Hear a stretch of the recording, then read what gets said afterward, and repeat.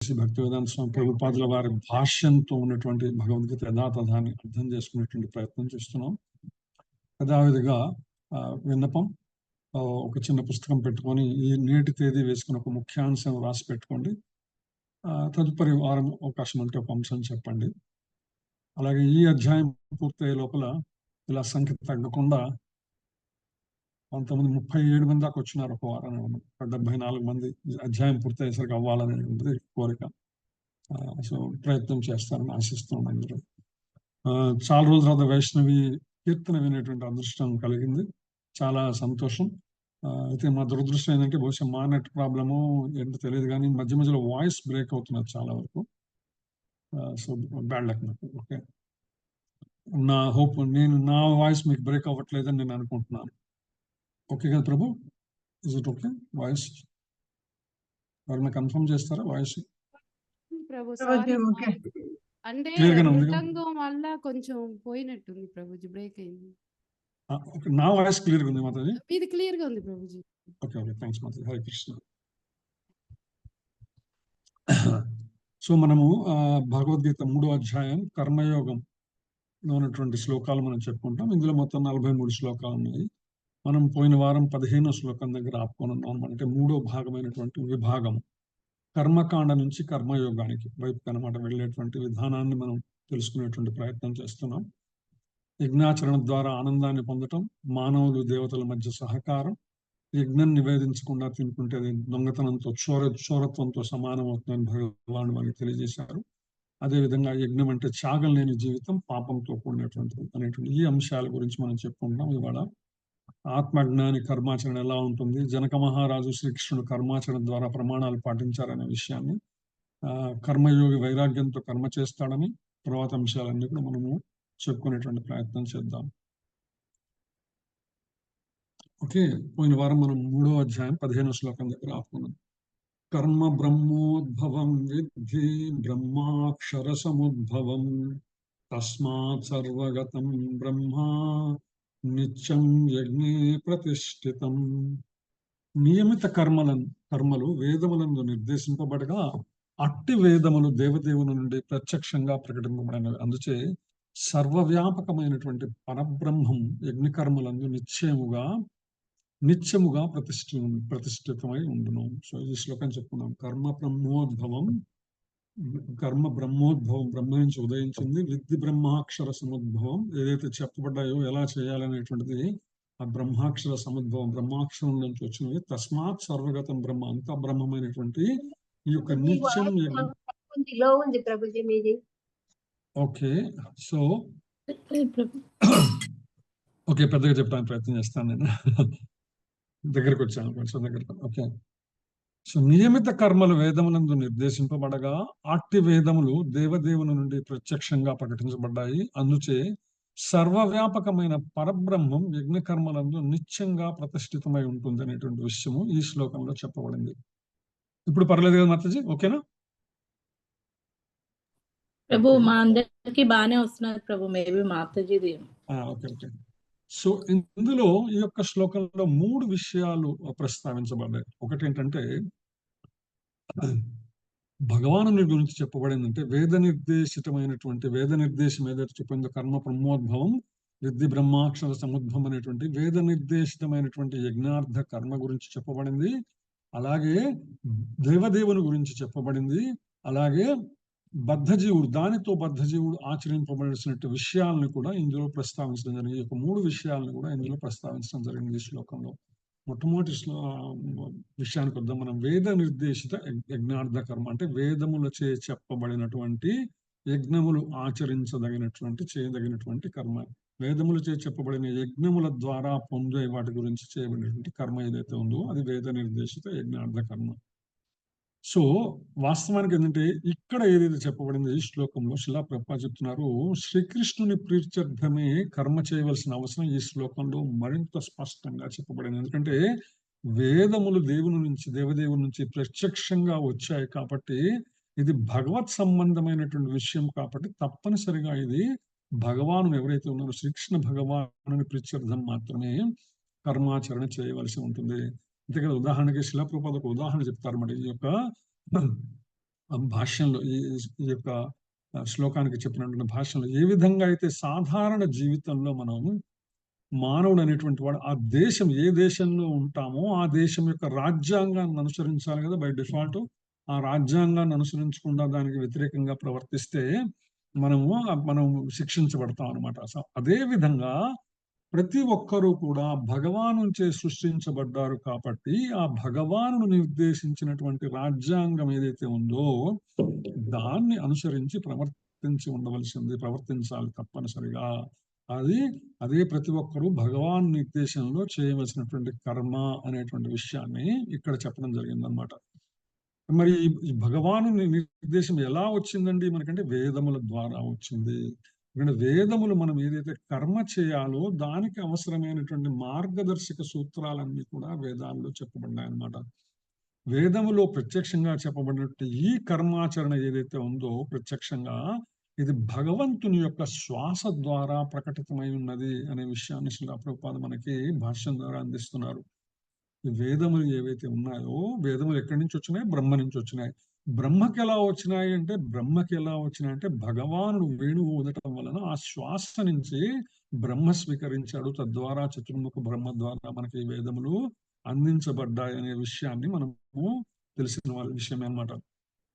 యజ్ఞ పురుషుడైనటువంటి విష్ణు ప్రీత్యర్థం చేసే కర్మ దానికి అవసరమైన దర్శకత్వం బ్రహ్మ నుంచే పొందాలని శ్రీల ప్రభుపాద చెప్తున్నారు అనమాట. ఎందుకని ఈ యొక్క శ్లోకాన్ని అనుసరించి ఏదైతే ఉన్నదో యజ్ఞం ఎందుకు చేయాలా? విష్ణు ప్రీత్యర్థం చేయాలా. విష్ణు ప్రీర్థం చేసేటువంటి కర్మ ఎలా ఉండాలా? వేదాలను అనుసరించి ఉండాలా.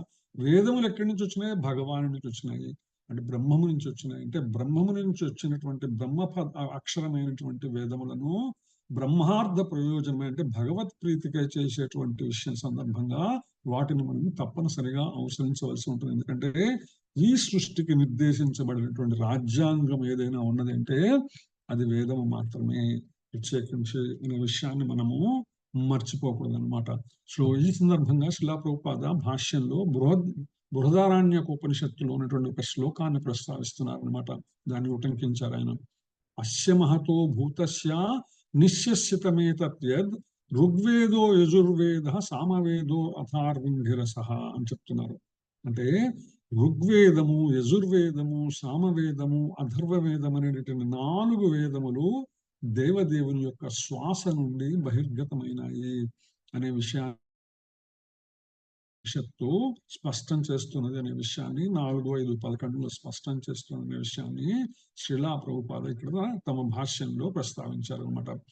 సర్వశక్తి సమన్వితుడైనటువంటి భగవాన్ మరి శ్వాస ద్వారా ఎలా వచ్చిందండి వేదము వాటిలో ఎలా వచ్చిందంటే దానికి శ్రీలా ప్రభుపాద చెప్తున్నారు సర్వశక్తి సమన్వితుడు కాబట్టి భగవానుని శ్వాస ద్వారా కూడా మాట్లాడగలడు. ఆయన కన్నుల ద్వారాను సృజించగలడు. కేవలం సంకల్ప మాత్రం చేత ఆ యొక్క భగవానుని రోమ కూపముల నుంచి యొక్క సృష్టి మొత్తము బయట వచ్చిందనే విషయాన్ని మీరు 3వ స్కందం భాగవతం చదువుకునేటప్పుడు వినే ఉంటారన్నమాట. అంతేకాదు లక్ష్మి ప్రమేయం లేకుండానే గర్భోదక శైన విష్ణువు నాభి నుంచి వచ్చిన కమలం నుంచి బ్రహ్మ ఆవిర్భవించాడు. సో ఈ రెండు మనకి చాలా స్పష్టంగా తెలియజేస్తున్నాయి. భగవానుని యొక్క ఇంద్రియములన్నీ కూడా ఏ ఇంద్రియము నుంచైనా ఏ పనైనా చేయగలదు.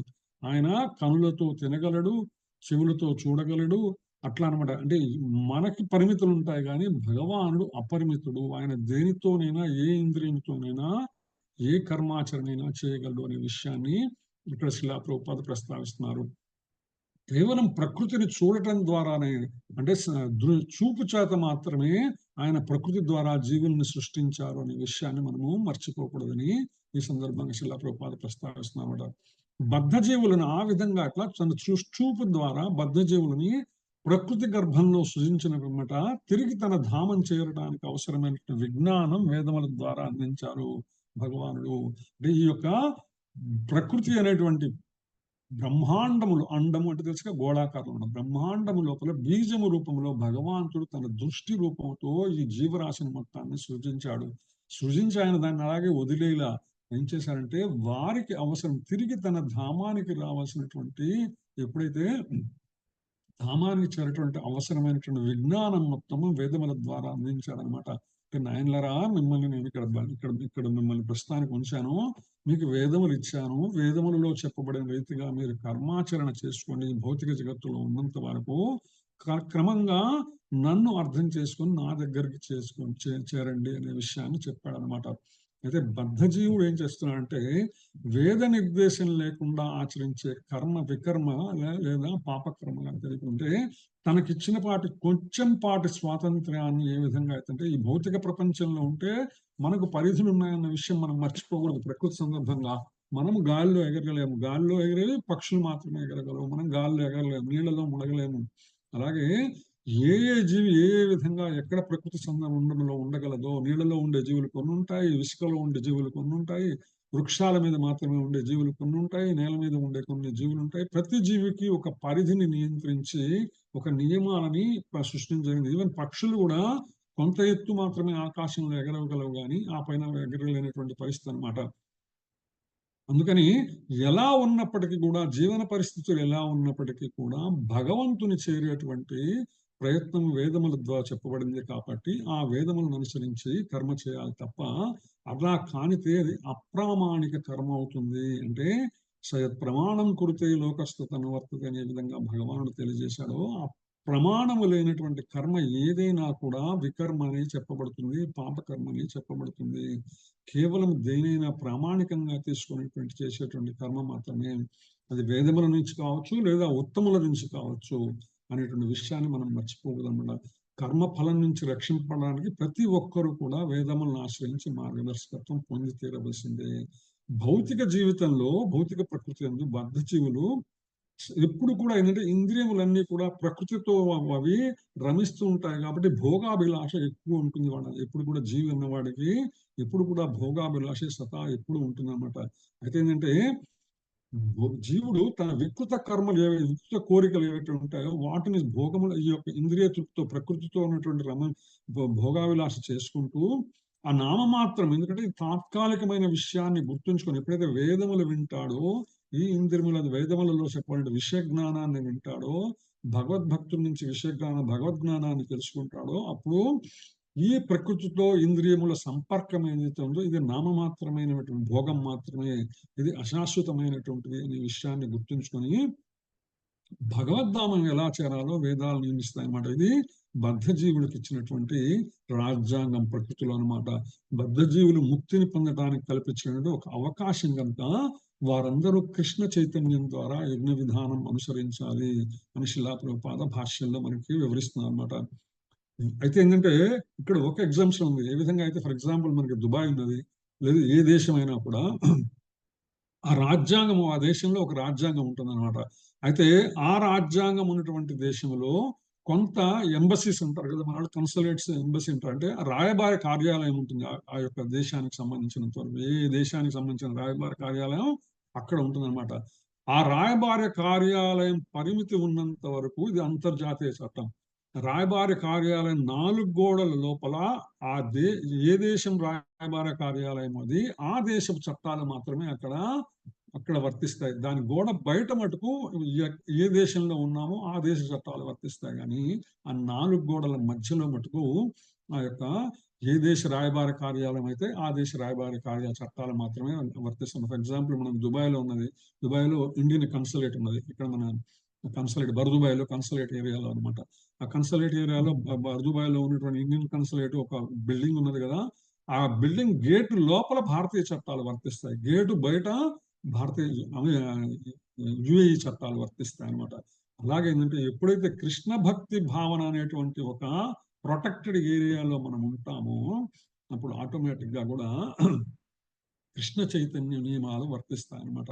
మనం కృష్ణ చైతన్యం అనేటువంటి ఒక దివ్య దేశం యొక్క రాయబార కార్యాలయంలో కనుక మనం ఉంటే, అందులో కనుక ఉంటే ఆటోమేటిక్ గా అది మిగిలిన భౌతికమైనటువంటి చట్టాలేవి మనకు వర్తించవు, కేవలం భగవత్ సంబంధమైనటువంటి చట్టాలు మాత్రమే వర్తిస్తాయి అన్నమాట. సో అటువంటిది కూడా యజ్ఞ కర్మాచరణే అవుతుంది అని శిలా ప్రభుపాద భాష. ఏ విధంగా అయితే ఆ యొక్క కాంపౌండ్ వాళ్ళ లోపల కృష్ణ భక్తి అనేటువంటి ఆ యొక్క కృష్ణ చైతన్యం అనేటువంటి కాంపౌండ్ వాళ్ళలో మనం ఉన్నంత వరకు కృష్ణ చైతన్య సంబంధమైనటువంటి నియమాలు మాత్రమే మనకు వర్తిస్తాయి.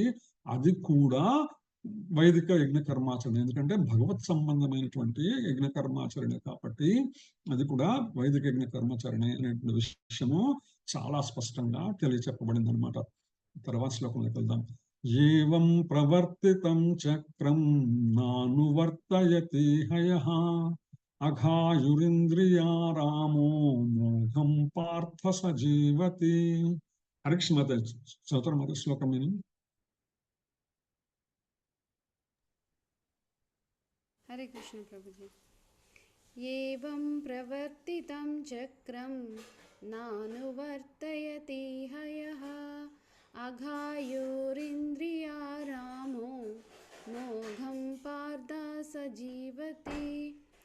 శ్రీల ప్రభుపాద ద్వారా, ఓ అర్జున, ఈ విధంగా వేదములచే నిర్ణయించబడిన యజ్ఞచక్రమును జీవితమును అనుసరింపని వాడు నిక్కముగా పాపజీవుడగును. కేవలము ఇంద్రియ తృప్తి కొరకే జీవించుచు అట్టివాడు నిరర్ధకముగా జీవనమును గడుపును. హరే కృష్ణ. హరే కృష్ణ. ఓ అర్జున, ఈ విధముగా వేదములచే నిర్ణయింపబడిన యజ్ఞ చక్రమును జీవితమును అనుసరింపని వాడు నిక్కముగా పాప జీవనుడు. చాలా స్పష్టంగా స్ట్రైట్ ఫార్వర్డ్ స్టేట్మెంట్ అన్నమాట. వేదములచే చెప్పబడినటువంటి నిర్ణయింపబడినటువంటి యజ్ఞ చక్రం గనక మనం జీవితంలో అనుసరించకపోతే అది తప్పనిసరిగా పాప కార్యమే అవుతుంది, పాప జీవనుడు అవుతాడు. కేవలం ఇంద్రియ తృప్తి కొరకే జీవిస్తూ అట్టి వాడు నిరర్ధకమైనటువంటి జీవితాన్ని గడుపుతున్నాడు అనేటువంటి విషయాన్ని ఇక్కడ భగవానుడు మనకి చాలా స్పష్టంగా తెలియజేస్తున్నారు అనమాట. ఈ శ్లోకంలో కూడా మనం నేర్చుకోవాల్సిన అంశాలు 3 ముఖ్య అంశాలు ఉన్నాయి. ఒకటి ఏంటంటే యజ్ఞ చక్రమును జీవితంలో అనుసరించకపోవటము, ఇంద్రియ భోగి అనేటువంటి విషయాలని, కర్మాచరణ అనేటువంటి 3 అంశాలని, ముఖ్య అంశాలని ఈ శ్లోకంలో భగవానుడు మనకి స్పష్టం చేస్తున్నారు. సో మొదట ఇంద్రియ భోగి గురించి మనం అర్థం చేసుకుందాం అనమాట. కష్టించి పని చేసే పిదప ఇంద్రియ భోగం అనుభవింపము. కష్టించి పని చేయి, ఆ వచ్చిన దాంతో హాయిగా ఎంజాయ్ చేయి. ఇది ఏదైతే ఉన్నదో బాగా hard work earn and enjoy అని అంటుంటారు కదా, బాగా సంపాదించు, బాగా అనుభవించనేటువంటిది. ఇది ధనలోభ తత్వం అంటారు శిలా ప్రభుపాద అనమాట. అంటే గ్రీడినెస్ అనమాట, ఒక రకమైనటువంటి మనీ గ్రీడినెస్ అంటాం కదా, ఆ మనీ గ్రీడినెస్ అనమాట, ధనలోభ తత్వం ఇదనమాట. ఇటువంటి ఆలోచన ధోరణి ఏదైతే ఉందో, కష్టపడే పని చేసి శుభ్రంగా ఎంజాయ్ చేయనటువంటిది, ఇటువంటి తత్వం ఏదైతే ఉందో ఇది భగవాను చేత తిరస్కరించబడింది అని శిలా ప్రభుపాద తమ భాష్యంలో తెలియజేస్తున్నారు అనమాట. కృష్ణ భక్తి లేని ఇంద్రియ భోగి తమ కోరికల తృప్తికి యజ్ఞం ఆచరించారు. ఒకవేళ భక్తి లేకపోయినప్పటికీ కూడా భగవంతుని నమ్మాల్సిన అవసరం లేదు, కానీ అటువంటి వారు ఏం చేయాలంటే యజ్ఞ ఆచరణ తప్పనిసరిగా చేయవలసింది. ఎందుకంటే రుణగ్రహీతలు అవుతారు కాబట్టి ప్రకృతి నుంచి పొందినటువంటి ప్రతి విషయాన్ని కూడా వారు పొంది ఉంటారు కాబట్టి, ప్రకృతి వనరులన్నిటినీ కూడా పొంది ఉంటారు కాబట్టి ఆ వనరులను మరి ఎవరి నుంచి తీసుకున్నారో వాళ్లకు ముందుగా అర్పించడం అనేది ముఖ్యమైనటువంటి విషయం యజ్ఞ కర్మాచరణ ద్వారా. సో అది యజ్ఞం ఆచరించి తెరవలసిందే. యజ్ఞ చక్రం తప్పనిసరిగా అనుసరించి క్రమంగా పవిత్రత పొందాలి.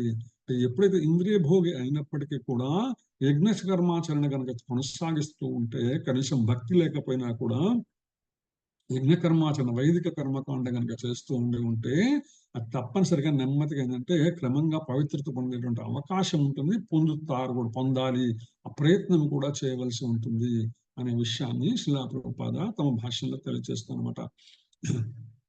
కర్మాచరణ ఆత్మానుభూతి కొరకు మానవుడు మానవుడు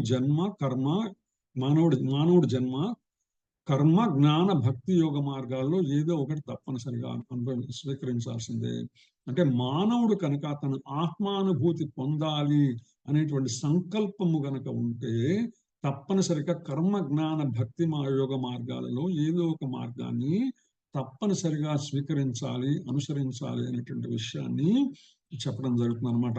అలాగే యజ్ఞచక్రం గురించి ప్రస్తావిస్తూ ఈ భౌతిక ప్రపంచంలో యజ్ఞచక్రం అత్యంత అవసరమైనటువంటిది అని శిలా ప్రభుపాద భాషలను ప్రస్తావిస్తున్నమాట. దాన్ని పాటించకపోవటం వలన మానవ జీవితం ప్రమాదకరం అవుతుంది. అంతే అదే సమయంలో గుణదోషం అంటని మహాత్ములు ఎవరైతే ఉన్నారో వారు యజ్ఞచక్రం అనుసరించక్కర్లేదు. ఏదైతే మనం చెప్పుకున్నామో ఏ దేశంలో ఉన్నప్పటికీ కూడా ఆ దేశంలో పరాయి దేశం యొక్క రాయబార కార్యాలయం ఏ విధంగా అయితే పరాయి దేశం యొక్క చట్టాలు అమలులో ఉంటుందో, అదే విధంగా గుణదోషములైనటువంటి గుణాతీతులైనటువంటి త్రిగుణాలను అధిగమించినటువంటి మహాత్ములు ఎవరైతే ఉన్నారో వారు మళ్ళా యజ్ఞ చక్రాన్ని అనుసరించవలసిన అవసరం లేదు. అంతేకాదు ఈ జగత్తు యొక్క పురోభివృద్ధి యజ్ఞ నిర్వహణ పైనే ఆధారపడి ఉంటుంది అని శిలా ప్రభుపాద భాషను చెప్తున్నారు అన్నమాట. అంతేకాకుండా దేవతల కొరకు వేదములు యజ్ఞ విధానం తెలిపాయి. ఏదైతే దేవతల ప్రీత్యర్థం వేదములు యజ్ఞ విధానాన్ని తెలిపాయి. అంతకుముందు కూడా చెప్పుకున్నాం అనమాట మనం ఈ విషయాన్ని అనమాట. అయితే ఏంటంటే ఎప్పుడైతే దేవతలకు ఇస్తున్నామో దేవతలను నియోగించిన వాళ్ళు ఎవరంటే భగవానుడు. కాబట్టి దేవతలకు మనం ఏవైనా యజ్ఞ నిర్వహణ ద్వారా వాళ్ళకి యజ్ఞ ఫలం వాళ్ళకి కనుక మనం అందిస్తే దేవతలు మళ్ళా తీసుకెళ్లి భగవానుడికి అందిస్తారు. కాబట్టి పరోక్షంగా అది కూడా నెమ్మదిగా కృష్ణ భక్తి భావనలోకి వెళ్ళేటువంటి అవకాశం ఉందన్నమాట. అందుకని యజ్ఞ నిర్వహణ చేసేటువంటి వ్యక్తి క్రమంగా కృష్ణ భక్తుడు అయ్యేటువంటి అవకాశం ఉంది. ఒకవేళ యజ్ఞాచరణ వలన కృష్ణ భక్తుడు కాలేకపోతే ఎటువంటి పరిస్థితుల్లో అయినా అది కేవలం నీతి సూక్తి.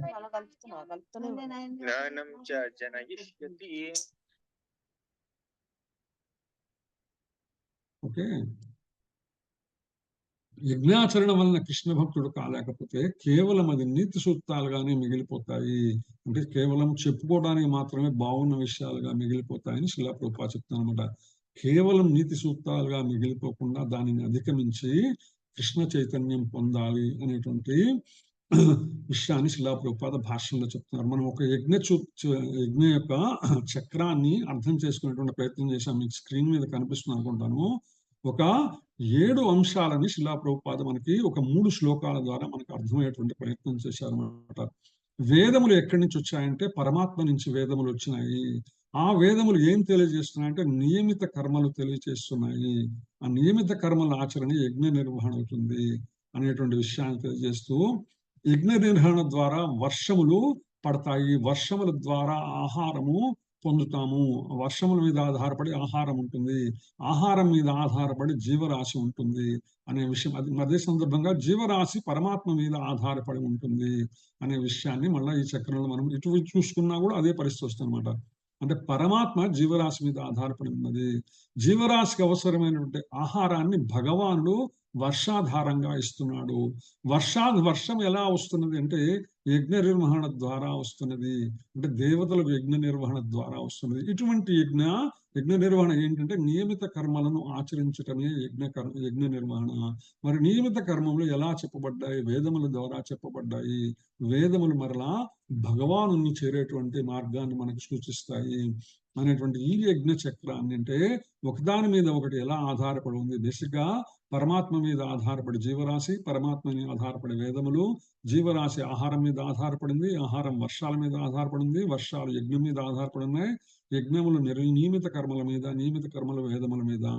అలాగే వేదములు నియమిత కర్మల ఆధారంగా, వేదముల ఆధారంగా నియమిత కర్మాచరణ ఆధారమే యజ్ఞ నిర్వహణ, యజ్ఞ నిర్వహణ ఆధారమే వర్షములు కారకమవుతాయి, వర్షాలు వస్తాయి, వర్షముల వల్లనే ఆహారం లభిస్తుంది అనేటువంటి విషయాన్ని ఈ యొక్క యజ్ఞ చక్రాన్ని శిలా ప్రభుపాద మనకి గత 14, 15, 16 శ్లోకాలు అంటే ఒకదాని మీద ఒకటి ఎలా ఒక చక్రం లాగా మనల్ని నిర్దేశిస్తున్నాయి అనేటువంటి విషయాన్ని, అంశాలన్నీ కూడా అనేటువంటి విషయాన్ని శిలా ప్రభుపాద మనకి 14, 15, 16 శ్లోకాల్లో అర్థమయ్యేట్టు చెప్పడానికి ప్రయత్నం చేశారు. బహుశా మనకి అర్థమైందని అనుకుంటున్నాం అనమాట. హరే కృష్ణ. సో ఈ యొక్క యజ్ఞం చక్రం ద్వారా శిలా ప్రభుపాద మనకి చెప్పినటువంటి సందేశం ఏంటంటే ఒక విషయాన్ని మనం మర్చిపోకూడదు. మానవుల యొక్క ఉత్తమ లక్ష్యం ఏంటంటే ఏదైతే శ్రీకృష్ణుని భక్తియుత సేవ, శ్రీకృష్ణ చైతన్యంతో కూడినటువంటి భక్తియుత సేవ అనే విషయాన్ని మర్చిపోకూడదు. అంతేకాదు ఉత్తమమైనటువంటి మార్గం ఏది అంటే అనన్య భక్తియుత సేవ. కేవలము శ్రీకృష్ణ భగవాను అన్యము ఇతరములు కానీ కేవలము భగవానుని భక్తియుత సేవ మాత్రమే ఉత్తమమైనటువంటి మార్గం అవుతుంది. అంటే మనం చేసేటువంటి లక్ష్యము, మనం ఎక్కడికి వెళ్ళాలో అది భగవంతుని భక్తియుత సేవ. మనం ఎలా వెళ్ళాలి అంటే భక్తియుత సేవ ద్వారానే వెళ్ళాలి. ఉత్తమ యజ్ఞం మరి ఏంటి కలియుగంలో ఉత్తమ యజ్ఞం అంటే సంకీర్తన యజ్ఞమే కలియుగంలో ఉత్తమమైనటువంటి యజ్ఞము. మరి ఉత్తమ మంత్రము ఏదంటే హరే కృష్ణ మహామంత్రమే ఉత్తమమైనటువంటి మంత్రము అనేటువంటి విషయాన్ని 14, 15, 16 యొక్క శ్లోకముల భాష్యముల ద్వారా మనకు శిలా ప్రభుపాద యజ్ఞ చక్రం ద్వారా మనం అర్థం చేసుకొని ఆచరించవలసిన విషయాలని చాలా స్పష్టంగా ఆయన మనకు అందించేటువంటి ప్రయత్నం చేశారనమాట. యజ్ఞచక్రం మీద ఆధారపడి ఈ జగత్తంతా నడుస్తూ ఉంటుంది, వేదములను ఆధారపడి.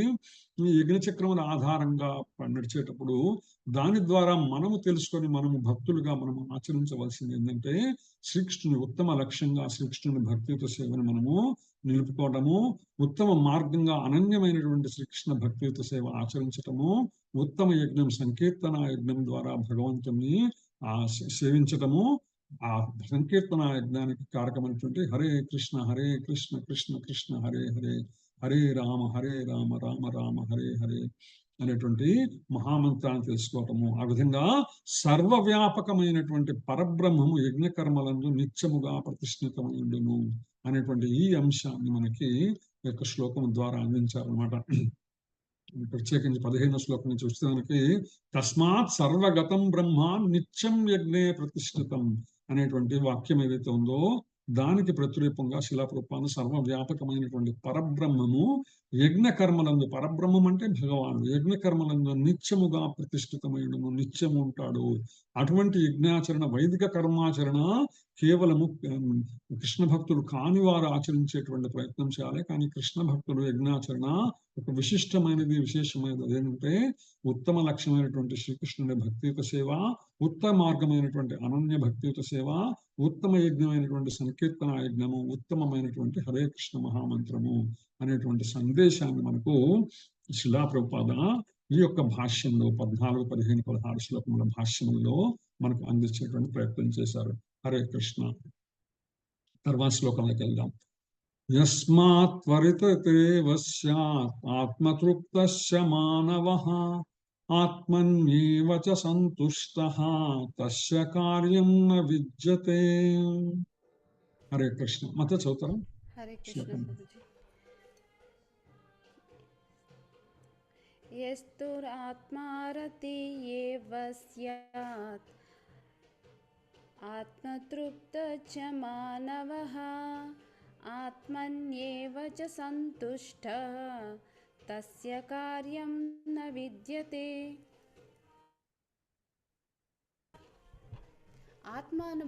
ఆత్మ అనుభవపూర్వమైన జీవితంతో ఆత్మయందే ఆనందమును గొనుచు ఆత్మయందే తృప్తుడై పరిపూర్ణ సంతుష్టిని పొందిన వానికి చేయవలసిన కర్మ ఏమీయును లేదు. హరే కృష్ణ. సో ఇప్పుడు ఏదైతే ఇప్పటిదాకా అంతకుముందు 3 శ్లోకాలలో ఏదైతే అంతర్లీనంగా భగవానుడు తెలియజేశాడో భగవద్గీతలో, దానిని స్పష్టం చేస్తున్నారు ఈ శ్లోకం ద్వారా అనమాట. మనకు ఆల్రెడీ శిలా ప్రభుపాద భాష్యంలో, అంతకుముందు ఉన్నటువంటి శ్లోకముల భాష్యంలో ఈ విషయాన్ని మనకి శిలా ప్రభుపాద మనకి ఆ శ్లోకంలో అంతర్లీనంగా ఉన్నటువంటి అర్థాన్ని మనకు చెప్పేటువంటి స్పష్టంగా భాష్యం ద్వారా మనకు అందించారు శిలా ప్రభుపాద. అయితే ఈ శ్లోకంలో భగవానుడే సాక్షాత్తు ఆ యొక్క విషయాన్ని మనకు తెలియజేస్తానంట. ఆత్మానుభవ పూర్ణమైనటువంటి జీవితముతో ఆత్మయందే ఆనందమును కొలుచు. ఒకటి ఆత్మానుభవం చెందటం, 2 ఆత్మయందే ఆనందాన్ని పొందటం. అంతేకాకుండా 3వది ఏంటి, ఆత్మయందే తృప్తుడై ఉన్నవాడు ఉండి తర్వాత పరిపూర్ణ సంతుష్టి పొందినటువంటి వాడికి, ఇంకా ఆత్మానుభవం పొందిన వాడికి పరిపూర్ణమైన, ఇంక దాన్ని మించినటువంటి సంతోషం ఇంకేముంటుంది చెప్పండి? ఇంకేమి ఉండదు. అటువంటి వాడు ఎవడైతే ఉన్నాడో చేయవలసిన కర్మం ఏమిటి? కర్మము ఏమీ లేదు. అంటే ఎవరైతే ఆత్మానుభవాన్ని పొంది ఆత్మారాములై ఉంటారో, అంటే ఆత్మతో రమిస్తూ ఉంటారో, ఈ విధంగా ఆ వ్యక్తి జీవిలో ఉన్నటువంటి జీవాత్మ పరమాత్మని గుర్తించి పరమాత్మతో రమించేటువంటి ఆనందానుభూతిని పొందేటువంటి వ్యక్తి ఎవరైతే ఉంటారో అటువంటి వ్యక్తి భౌతికముగా చేయవలసినటువంటి కర్మ ఏమీ లేదు. బాహ్యంగా అతనికి ఇంకేముండదు. ఎందుకంటే ఉత్తమమైనటువంటి కర్మాచరణలో ఆల్రెడీ ఉన్నాడు. అతను కర్మాచరణ చేస్తున్నాడైతే ఉత్తమమైనటువంటి, అత్యుత్తమమైనటువంటి, మామూలు కూడా ఉత్తమం కాదు, అత్యుత్తమమైనటువంటి కర్మాచరణ చేస్తున్నాడు. ఏంటి? ఆత్మారాముడై ఉన్నాడు, ఆత్మతో రమిస్తూ ఉన్నాడు. అటువంటి సందర్భంలో చేయవలసిన పని లేదు.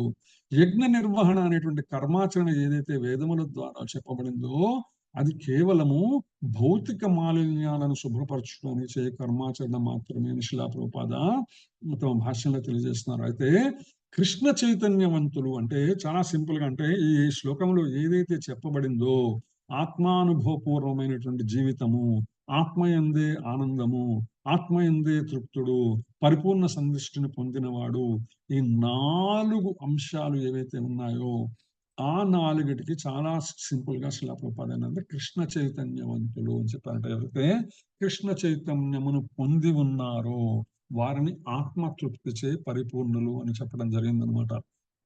అంటే ఎప్పుడైతే మనలో ఉన్నటువంటి కృష్ణ చైతన్యాన్ని జాగృతం చేసుకునేటువంటి విషయాన్ని మనం చేసుకుంటామో, ఏ విధంగా అంటే భగవానునికి భక్తియుత సేవ ద్వారా కృష్ణ చైతన్యాన్ని జాగృతం చేసుకుంటే అదే ఆత్మానుభవము అనే విషయాన్ని శిలా ప్రభుపాద తమ భాష్యం ద్వారా మనకు అందిస్తుంది అనమాట. ఎందుకంటే అటువంటి వ్యక్తి కృష్ణ పర కర్మలచే పూర్ణ తృప్తి చెందుతారు. అంటే ఉత్తమమైనటువంటి పర అంటే అత్యుత్తమమైనటువంటి కృష్ణ పర కర్మలచే, అంటే దివ్యమైనటువంటి శ్రీకృష్ణుని భక్తియుత సేవలచే పూర్ణ తృప్తి పొందుతారు. అంతే కదా. ఏదైతే అత్యంత రుచికరమైన ఆహారం తెలిస్తే దాని ముందు మిగిలినవన్నిటిని కూడా అవి రుచికరంగా ఉండవు. అదే విధంగా భగవానుని యొక్క భక్తియుత సేవలో ఆనందము మచ్చిత్త మద్గత ప్రాణ బోధయంత పరస్పరం కథయంత శమాం నిత్యం తుష్యంతి చ రమంతి చ అంటారు కదా భగవానుడు. అంటే ఎప్పుడైతే మచ్చిత్త మద్గత ప్రాణ, ఎప్పుడు తమ చిత్తములో నన్ను ధరించినటువంటి ప్రాణులు ఎవరైతే ఉన్నారో వాళ్ళు ఎప్పుడు ఏం చేస్తుంటారు, నిరంతరము నా యొక్క కథలని, నా యొక్క లీలలని, నా యొక్క నామముని వాళ్ళు ఎప్పుడు తలుస్తూ ఉంటారు. అనన్యా చింతయంతో ఎప్పుడు కూడా అదే విధంగా నా గురించి తలుస్తూ ఉంటారు, తలుచుకుంటూ ఉంటారు. అటువంటి వారికి ఏంటంటే ఇంకా బాహ్య ప్రపంచ బంధాల నుంచి వాళ్ళు బయటకు వచ్చేస్తుంటారు. అంటే బాహ్య ప్రపంచంతో సంబంధం ఏదైతే ఉందో దాన్ని అధిగమించినటువంటి వాళ్ళు అనమాట వాళ్ళందరూ. బహూనాం జన్మనామంతే జ్ఞానవాన్మాం ప్రపద్యతే వాసుదేవ సర్వమితి, వాసుదేవుడే సర్వస్వం అనేటువంటి జ్ఞాన స్థితిని పొందినటువంటి మహాత్ములు వాళ్ళు, ఆత్మతృప్తిని పొందినటువంటి మహాత్ముడు. అటువంటి వారికి ఏంటంటే భౌతికమైనటువంటి వాసన ఏముండదు. భౌతికంగా వాళ్ళని చూడరు, అన్నిటినీ ఒకే విధంగా అంతటా భగవంతుడిని దర్శనం చేస్తుంటారు. కాబట్టి ఇంకా భౌతికమైనటువంటి కర్మ చేయవలసినటువంటిది వాళ్ళకి చేయవలసింది కనిపించదు అనమాట. వేలాది యజ్ఞ నిర్వహణ ఎన్ని చేసినప్పుడు కూడా అది కేవలము అటువంటి మాలిన్యం ఏదైతే ఉందో కేవలం కృష్ణ చైతన్యంతో ఎన్నో వేల యజ్ఞములు చేసినటువంటి మాలిన్యము తొలగిపోతుంది, శీఘ్రమే తొలగిపోతుంది అనమాట. శుద్ధి పొందినటువంటి మానవుడు తనకు శ్రీకృష్ణ భగవాన్తో గల సంబంధం గురించి స్థిరంగా తెలుసుకుంటాడు. ఎప్పుడైతే ఆ కృష్ణ చైతన్యము జాగృతమైందో ఆ యొక్క వ్యక్తిలో, ఏ వ్యక్తిలో అయితే కృష్ణ చైతన్యము జాగృతమైందో అటువంటి వ్యక్తి శుద్ధి పొందిన వాడవుతాడు.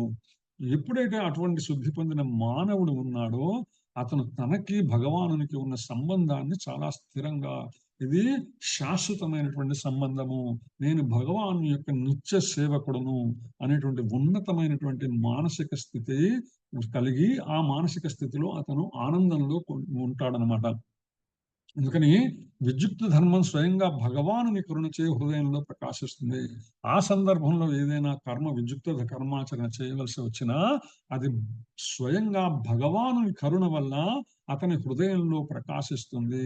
అందుకని అతను వేద విహిత కర్మలు అనుసరించవలసిన లేదు. ఇందా చెప్పుకున్నాం ఏ విధంగా అయితే ఎప్పుడైతే మనము ఆ ఏ దేశంలో ఉన్నప్పటికీ కూడా మన దేశ రాయబార కార్యాలయంలో ఏ విధంగా అయితే మన దేశ చట్టాలు వర్తిస్తాయో అదే విధంగా మనము శాశ్వతమైనటువంటి కృష్ణ భక్తి భావన అనేటువంటి ఆ దివ్యధామంలో ఎప్పుడైతే ఆ స్పృహకి పొంది ఆ యొక్క దివ్యధామంలోకి ఆధ్యాత్మికంగా ప్రవేశించామో అప్పుడు భౌతికమైనటువంటి వీటన్నిటి కూడా అతీతమైనటువంటి స్థితి కలుగుతుంది.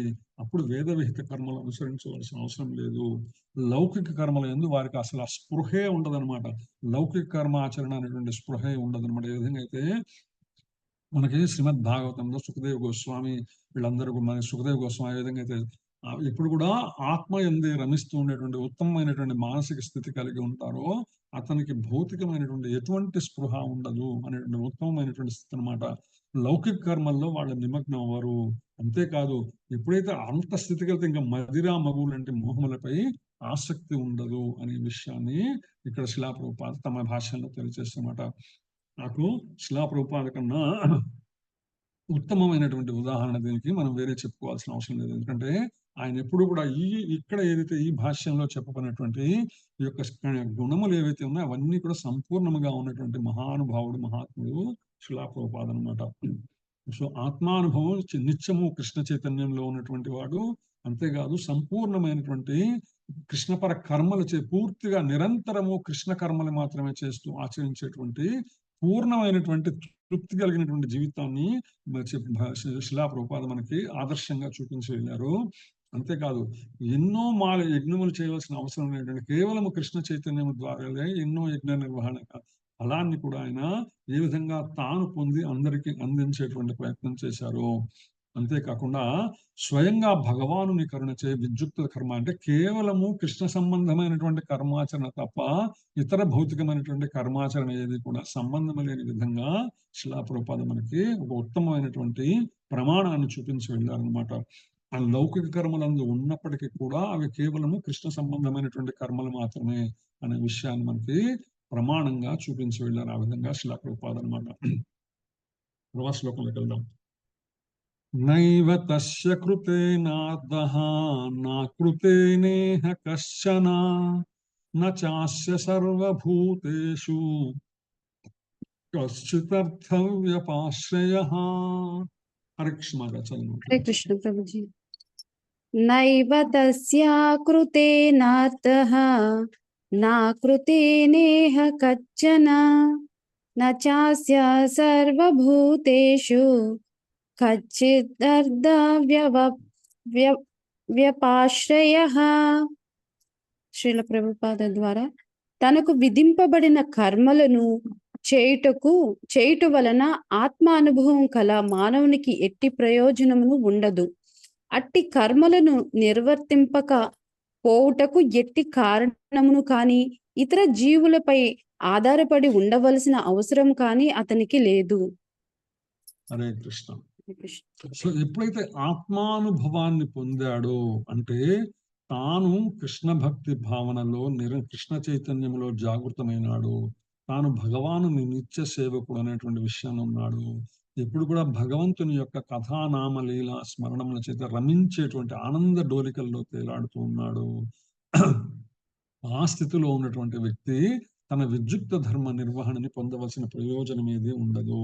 అయినా సరే అట్టి కర్మను నిర్వర్తించకపోవడానికి కారణం కానీ ఇతర జీవులపై ఆధారపడాల్సిన అవసరం కానీ ఉండదు అనే విషయాన్ని ఇక్కడ చెప్తున్నారనమాట.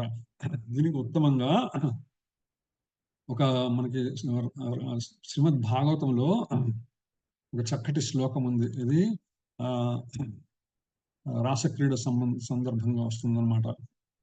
తన్మనస్కాహ తదాలాపాహ అనేటువంటి, ఎవరికన్నా గుర్తుందా ఆ శ్లోకం? ఉంటే చెప్పగలరా?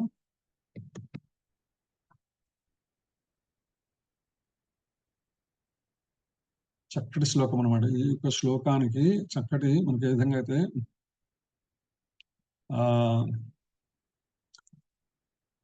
భగవద్గీత ఒక టెక్స్ట్ బుక్ అయితే భాగవతం వర్క్ బుక్, అదే విధంగా ఆ యొక్క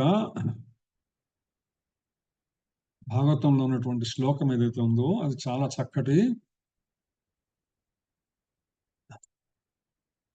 శ్రీమద్ భాగవతం దశమ స్కందం 30వ అధ్యాయం 43వ శ్లోకంలో చెప్తాం జరుగుతుందన్నమాట. ఈ శ్లోకం ఏదైతే ఉందో దీనికి మీనింగ్ ఏంటంటే, ఆత్మానుభవమును పొందిన మనుజుడు తన విద్యుక్త ధర్మ నిర్వహణం ద్వారా పొందవలసినటువంటి ప్రయోజనం ఏది ఉండదు. అయినా అట్టి కర్మను నిర్వర్తించకపోవటానికి కారణము కానీ ఇతరపై జీవులపై ఆధారపడాల్సిన అవసరము కానీ అతనికి ఉండదు అనే విషయం అనమాట. అంటే ఎప్పుడైతే ఆత్మానుభవం పొందున్నారో అంటే భగవంతునిలో సంపూర్ణముగా లీనమై ఉన్నారో, భగవంతుని భక్తియుత సేవలో లీనమై ఉన్నారో, అటువంటి వ్యక్తులకి భౌతికమైనటువంటి సంపర్కం ఎటువంటి సంపర్కం ఉండదు అనమాట. అటువంటి వాళ్ళు కర్మ నిర్వర్తించకపోవడాన్ని నేను ఎందుకు చేయట్లేదనే కారణం కానీ ఇతర జీవులపై ఆధారపడాల్సిన అవసరం కానీ ఉండదనే విషయాన్ని ఇక్కడ చాలా స్పష్టంగా భగవానుడు చెప్తున్నమాట. దీనికి ఒక ఎగ్జాంపుల్ గా మనకి శ్రీమద్ భాగవతం దశమ స్కందం 30వ అధ్యాయం 43వ శ్లోకంలో చెప్తున్నమాట. తన్మనస్కాహ తదాలాపాహ తద్విచేష్టాహ తదాత్మికాహ తద్గుణాన్యేవ గాయంచో నాత్మాగారాణి సంస్మరుహు అనేటువంటి శ్లోకం అనమాట. మీరందరూ వినే ఉంటారు మేడం. ఎలా ఉన్నారంటే ఆ గోపికలు ఆ యొక్క శరపౌర్ణమికి అక్కడ రాసక్రీడలో చేరినటువంటి గోపికలు వారి మనస్సులు ఆయన ఆలోచన మరియు ఆలాపనలతో నిమగ్నమైనవి. వారి మనస్సులు ఏమున్నాయి?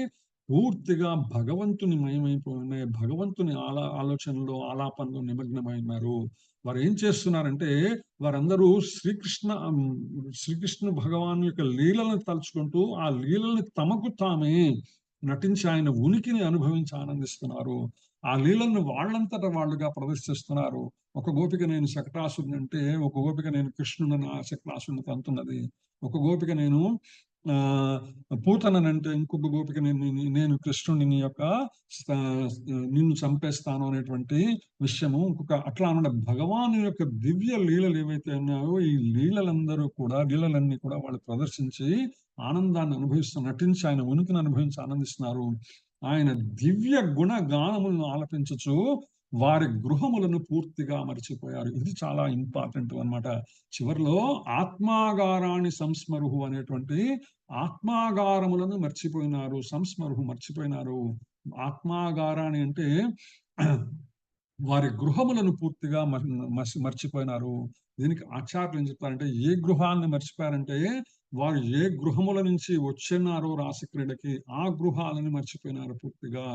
అంతేకాదు వారు జీవులుగా ఏ గృహంలో బంధింపబడి ఉన్నారు అంటే ఆత్మాగారం అంటే ఆత్మలు బంధింపబడినటువంటి ఆత్మలకు ఆగారమైనటువంటి ఆత్మలకు ఆధారమైనటువంటి శరీరం ఏదైతే ఉన్నదో దాన్ని కూడా మైమర్చిపోయినారు. అంటే ఆ భౌతికమైనటువంటి అనుభూతిని పూర్తిగా మర్చిపోయి కేవలము భగవంతుని యొక్క మానసిక స్థితిలో తన మనస్కాహ వాళ్ళ మనస్సు మొత్తం భగవంతుని మయమైపోయింది.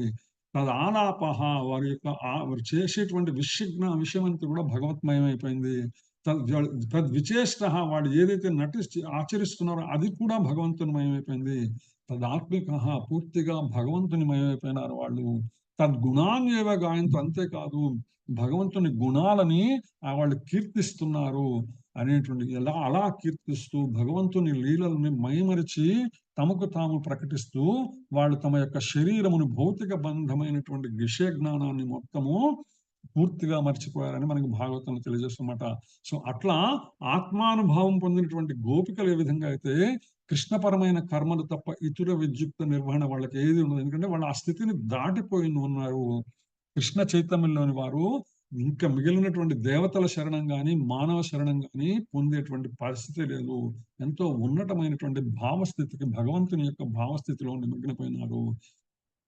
అంతే. ఎందుకనే కృష్ణ భక్తిలో ఏది వనరించినప్పటికీ అది విధి నిర్వహణకు సరిపోతుంది అనే విషయాన్ని రాబోయే శ్లోకాలు మరింత స్పష్టం చేస్తాయని శిలా ప్రభుపాద చెప్తున్నాడు. అంతేకాకుండా రాబోయే శ్లోకాల్లో కృష్ణ చైతన్యమైనటువంటిది ఏదైతే ఉన్నదో ఇది జడత్వము కాదు. అంటే పూర్తిగా ఆ యొక్క మనం భౌతికపరమైనటువంటి దృష్టితో మనం కనుక చూస్తే ఆ యొక్క గోపికలందరూ కూడా విచిత్రమైనటువంటి ప్రవర్తనలో ఉండి ఉంటారు. కానీ వారి లోకంలోకి మనం కనుక వెళ్ళి కనుక దర్శించగలిగితే వారు ఉన్నటువంటి ఉన్నతమైనటువంటి పరిపూర్ణమైనటువంటి సంతుష్ట స్థితిని మనం కూడా ఊహించలేము అనేటువంటి విషయం మనకు అర్థమవుతున్నమాట. అందుకనే శిలా ప్రభుపాద చెప్తున్నారు కృష్ణ చైతన్యం అనేటువంటి వాళ్ళు ఏదో పిచ్చిగా ప్రవర్తిస్తున్నారు లేదా ఏమి సంబంధం లేకుండా భౌతిక శరీరాన్ని మర్చిపోయినారు, ఇది జడత్వం అనేటువంటి ఆలోచన వచ్చేటువంటి అవకాశం ఉంది. కానీ వాస్తవానికి కృష్ణ చైతన్య అనుభూతి ఆత్మానుభూతి ఏదైతే ఉన్నదో అది జడత్వము కాదు అనే విషయాన్ని మనకు రాబోయే శ్లోకాలు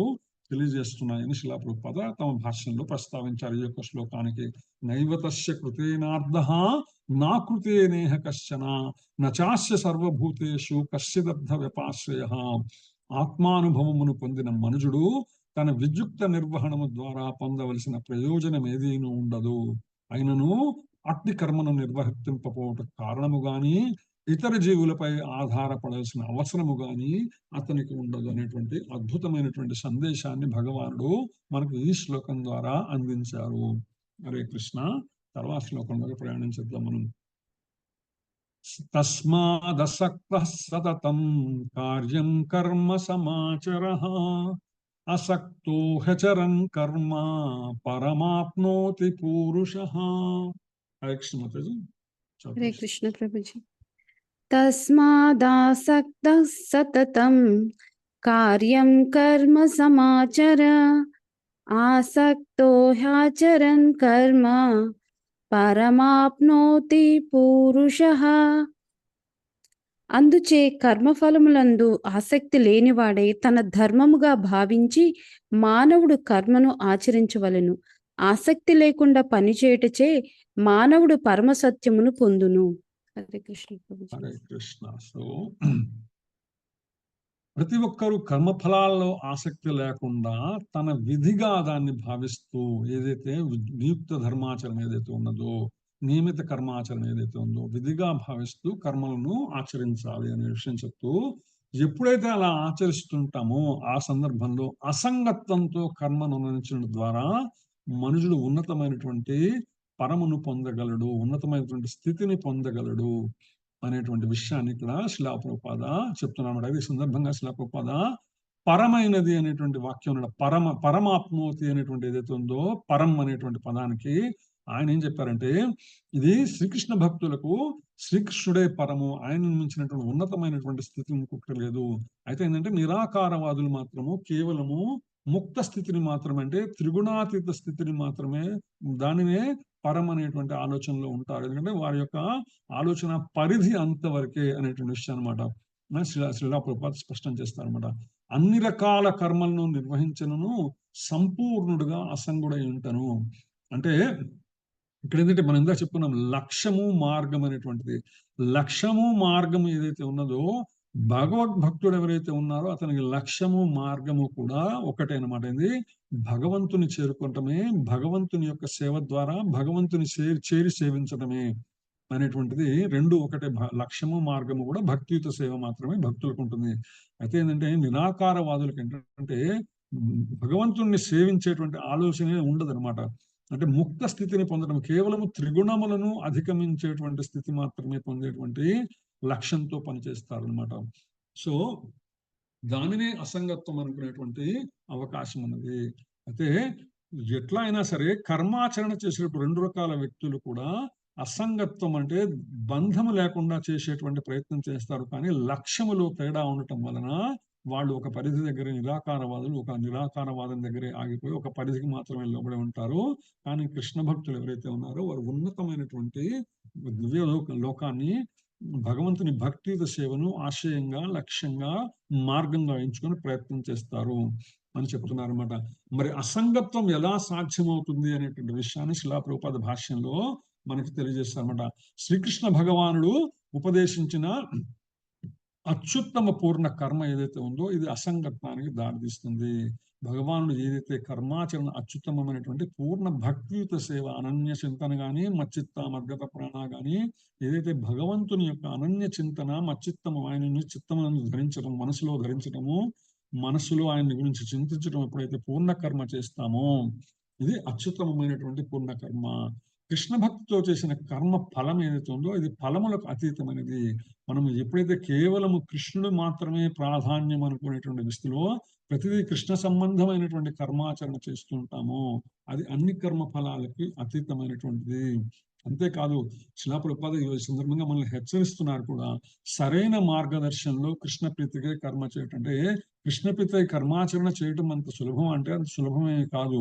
దీనికి సరైనటువంటి మార్గదర్శనం అవసరం ఉంటుంది. అంటే మన చేయి బట్టి నడిపించేటువంటి, అంతే కదా, చిన్నపిల్లవాడు లేచి అడుగులేయడానికి ప్రయత్నం చేస్తాడు. అడుగులేయడానికి ప్రయత్నం చేస్తే ఏం చేస్తారు, తల్లిదండ్రులు ఆ పిల్లవాడి చేయి పట్టుకొని నడిపించేటువంటి ప్రయత్నం చేస్తారు అన్నమాట. అట్లాగే మనల్ని కూడా ఆ మార్గములో నడిపించగలిగినటువంటి ఎవరైతే ఉన్నారో వాళ్ళని మార్గదర్శనం, అంటే మన శిక్షా గురువులు కానీ, మన సీనియర్ డివోటీస్ ఎవరైతే ఉన్నారో వారి మార్గదర్శనంలో, గురువుల మార్గదర్శనంలో, శిక్షా గురువుల మార్గదర్శనంలో, మన సీనియర్ డివోటీస్ మార్గదర్శనంలో మనం ఏంటంటే కర్మాచరణ చేయటం అనేది ప్రయత్నం చేయాలా.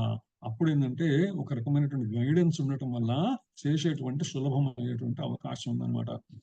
ఎందుకంటే కృష్ణ ప్రీతి కర్మ చేత పరమ లక్ష్యం వైపు మనం పురోగమిస్తాం. ఆ విధంగా ఎప్పుడైతే సరైనటువంటి మార్గదర్శకత్వం లభిస్తుందో అప్పుడు మనము కృష్ణ ప్రీతిగా కర్మాచరణ చేస్తుంటాము. కృష్ణ ప్రీతిగా కర్మాచరణ చేస్తున్నప్పుడు ఆ మార్గంలో మరింత సులభంగా మనం ముందుకెళ్ళేటువంటి అవకాశం ఉంది అనే విషయాన్ని శ్రీల ప్రభుపాద తమ భాషలో తెలుస్తున్నారు. అందుకనే కురుక్షేత్ర యుద్ధంలో ఇవన్నీ ఎవరు చెప్తున్నారు? అర్జునుడికి కృష్ణ భగవాన్ చెప్తున్నాడు. శ్రీకృష్ణుని కొరకే యుద్ధం చేయమని అర్జునుడికి ఉపదేశించబడింది. ఎందుకంటే నేను ఇక్కడ నిన్ను నడిపిస్తున్నాను, నువ్వు కేవలం నా చేయబట్టుకొని నడుస్తున్నావు కాబట్టి నువ్వు నేను చెప్పినట్టుగా చేస్తే నీకు ఎటువంటి ఇబ్బంది ఉండదు అనేటువంటి విషయం. అంటే నిన్ను ఎక్కడికి తీసుకెళ్లాలో నేను అక్కడికి తీసుకెళ్ళగలను, నీకు సరైన మార్గం చూపిస్తున్నాను అనే విషయాన్ని ఇక్కడ శ్రీకృష్ణ భగవానుడు అర్జునుడికి తెలియజేస్తున్నమాట. మరి రెండో రకమైనటువంటి సంగత్వం ఏదైతే ఉందో, అంటే ఇందాక శిలా ప్రభుపాద నిరాకారవాది మోక్షం ఏదైతే ఉందో దాన్ని చెప్పారు కదా, దానికి మాదనగా ఇది సంగత్వంతో కూడినటువంటిది. అంటే కర్మాచరణ చేసినప్పటికీ కూడా, అంటే ఒక సాధువు లేదా అహింసతో నడిచినప్పటికీ కూడా అది సంగత్వాన్ని విడిచి దాన్ని తప్పించలేదు అనేటువంటి విషయాన్ని అన్నమాట చెప్తున్నారు శిలా ప్రభుపాద. ఎందుకంటే ఒక వ్యక్తి మంచివాడైనంత మాత్రాన వాడు గొప్పవాడు కాకపోవచ్చు, మహాత్ముడు కాకపోవచ్చు, సతోగుణం ఉండవచ్చు. కానీ ఏంటంటే భగవద్భక్తి మార్గం అనేటువంటి ఏదైతే లేదో, అప్పుడు ఆ ఆప్షన్స్ ఆఫ్ భగవాను యొక్క ఆప్షన్స్ ఏదైతే ఉందో తద్వారా అతను ఏంటంటే ఉత్తమమైనటువంటి పరమ లక్ష్యాన్ని చేరుకునేటువంటి అవకాశం లేదు, మార్గ మధ్యంలోనే ఆగిపోయేటువంటి పరిస్థితి అనమాట. కేవలం అహింస వల్ల, సాధుగా ఉండటం వల్ల సంగత్వాన్ని నుంచి తప్పించుకోలేము, కర్మాచరణ నుంచి తప్పించుకోలేము. మరలా ఏదైతే మోక్షాన్ని ఆశించి వెళ్ళామో, లేదో బ్రహ్మజ్యోతి ద్వారా వెళ్ళామో, లేదా బ్రహ్మలోకం వెళ్ళామో, ఎక్కడికి వెళ్ళినా కూడా మళ్ళా జన్మరాహిత్య స్థితిని పొందేటువంటి మళ్ళీ ఈ యొక్క లోకంలో ఆ పుణ్య పాప కర్మ ఫలములను అనుభవించడానికి మళ్ళా జన్మించి తీరవలసిందే. అందుకనే శిలా ప్రభుపాద చెప్తున్నారు. అంతేకాకుండా ఇంద్రియ భోగం కోసం వేద విహిత కర్మలు చేసినా కూడా సంగత్వం తప్పదు. అంటే వేదములు చెప్పాయని కర్మాచరణ చేసినా దాని లక్ష్యము, దాని యొక్క మార్గము భగవంతుడు కానప్పుడు మళ్ళా తద్వారా కూడా మనం భౌతిక బంధాల నుంచి ముడిపడి ఉంటుంది, దాని నుంచి మనకి ఎప్పుడు విముక్తి ఉండదు చెప్తూ, అంతేకాకుండా భౌతిక పాపకర్మలను శుద్ధిపరచుకోవడం చేసేటువంటి యజ్ఞముల వలన కూడా సంగత్వమే లభిస్తుంది, తద్వారా అసంగత్వం లభించదు. ఎందుకంటే బంధాలు దాని ద్వారా కూడా బంధకారకమే. ఎందుకంటే పుణ్యకర్మ ఫలము చేకూరుతుంది, దాన్ని అనుభవించడానికి మళ్ళా జన్మించవలసి ఉంటుంది అనే విషయాన్ని. పాపకర్మం అయితే మళ్ళా దాన్ని మళ్ళా జన్మి తీసుకొని అనుభవించవలసిన అవసరం ఉంటుంది.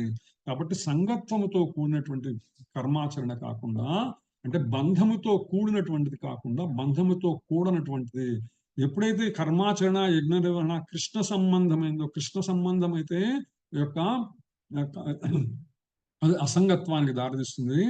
కృష్ణ సంగత్వం లేనిటువంటి ఎటువంటి యజ్ఞ కర్మ నిర్వహణ అయినా కూడా అది సంగత్వానికే కారణం అవుతుంది తప్ప, సంగత్వం అంటే బంధానికి, భౌతిక బంధానికే కారకం అవుతుంది తప్ప అసంగత్వానికి అంటే కారకం కాదు అనే విషయాన్ని శిలా ప్రభుపాద ఈ శ్లోకంలో క్రమభాష్యంలో చాలా స్పష్టంగా తెలియజేశారు అన్నమాట.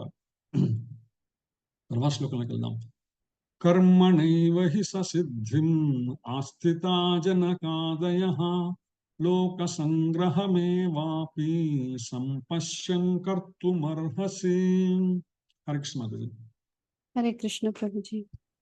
కర్మణైవ హి సంసిద్ధిం మా ఆస్థిత జనకాదయః లోక సంగ్రహమేవాపి సంపశ్యన్ కర్తుమర్హసి. కర్మణైవ హి సంసిద్ధిం ఆస్థితా జనకాదయః లోక సంగ్రహమేవాపి సంపశ్యన్ కర్తుమర్హసి. శ్రీల ప్రభుపాద ద్వారా జనకుడు మొదలైన రాజులు విహిత కర్మాచరణములచే మాత్రమే పరిపూర్ణత్వమును పొందజాలిరి. అందుచే సామాన్య జనులకు కర్తవ్యమును బోధించుటకై నీ పనిని నువ్వు చేయవలెను. హరే కృష్ణ. హరే కృష్ణ. ఇప్పుడు ఏంటంటే భగవానుడు కూడా ఒక ఉదాహరణని మనకి తెలియజేస్తున్నాడు అన్నమాట. చాలా తక్కువ సందర్భాల్లోనే మనకి నేరుగా భగవానుడు చేసిన ఉదాహరణలు మనకి తెలుస్తాయి, ప్రత్యేకించి వ్యక్తులని ఆపాదిస్తూ అన్నమాట. సో ఇక్కడ ఆయన జనక మహారాజు గురించి ప్రస్తావన చేస్తున్నారు. జనక మహారాజు వంటి రాజులు కేవలం విద్యుక్త ధర్మాన్ని నిర్వహించడం ద్వారా అంటే సంపూర్ణత్వాన్ని పొందారు. చాలా స్పెసిఫిక్ ఎగ్జాంపుల్ అన్నమాట, చాలా బెస్ట్ ఎగ్జాంపుల్ ఇక్కడ ఉన్న వాటిల్లో బెస్ట్ ఎగ్జాంపుల్. అంటే విద్యుక్త ధర్మాచరణ ద్వారా కూడా సంపూర్ణత్వాన్ని పొందొచ్చు. అయితే ఏంటంటే దానికి ఉన్నతమైనటువంటి ప్రమాణాలని పాటించవలసి ఉంటుంది. ఇక్కడ జనక మహారాజును దానికి ఉదాహరణగా చెప్తాను అనమాట.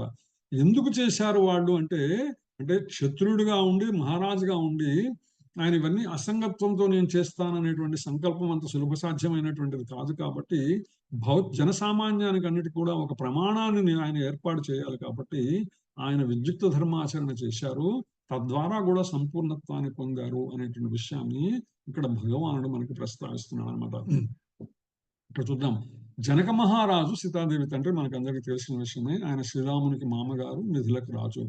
ఆయన ఏంటంటే ఆధ్యాత్మిక స్థితి యందు నిలిచి ఆత్మానుభవం పొందినటువంటి మహానుభావుడు. అంటే భగవంతుని పూర్తిగా తనలో నిలుపుకున్నటువంటి, భగవంతునితో రమించేటువంటి ఉన్నతమైనటువంటి స్థితి పొందినటువంటి మహాత్ముడు.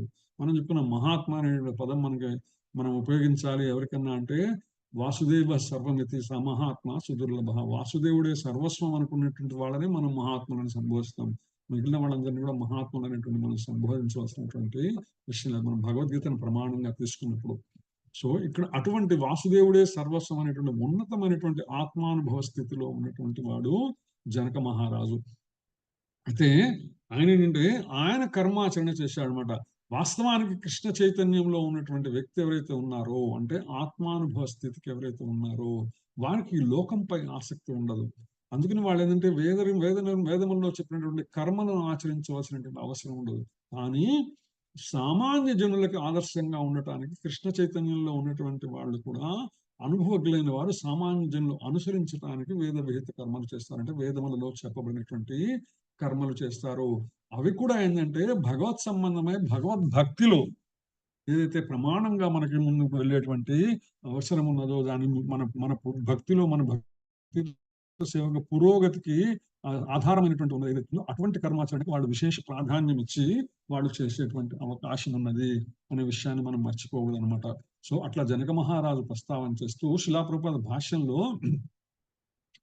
ఈ యొక్క ఎలా వాళ్ళు ప్రమాణాన్ని నిర్దేశిస్తారు అనే దానికి కురుక్షేత్ర యుద్ధానికి సంబంధించిన విషయాన్ని కూడా ప్రస్తావించారు శిలాప్రపాద భాష్యంలో. ఎప్పుడైతే కృష్ణార్జునులు విఫలమవుతారో చోట హింస తప్పనిసరి అని జనులకు తెలియజేయడానికే యుద్ధం అనేటువంటిది రాబడింది. అంటే కృష్ణుడు అర్జునుడు ఇద్దరు కూడా యుద్ధాన్ని ఎప్పుడైతే నివారించడానికి ప్రయత్నం చేస్తారో, హింస తప్పనిసరి అవుతుందో వాళ్ళకి చేయడంలో, అప్పుడు యుద్ధం చేయవలసి వస్తే యుద్ధం చేస్తారు వాళ్ళిద్దరు కూడా, ఇందులో సందేహం లేదు అనే విషయాన్ని శిలాప్రపాద భాష చెప్తారన్నమాట.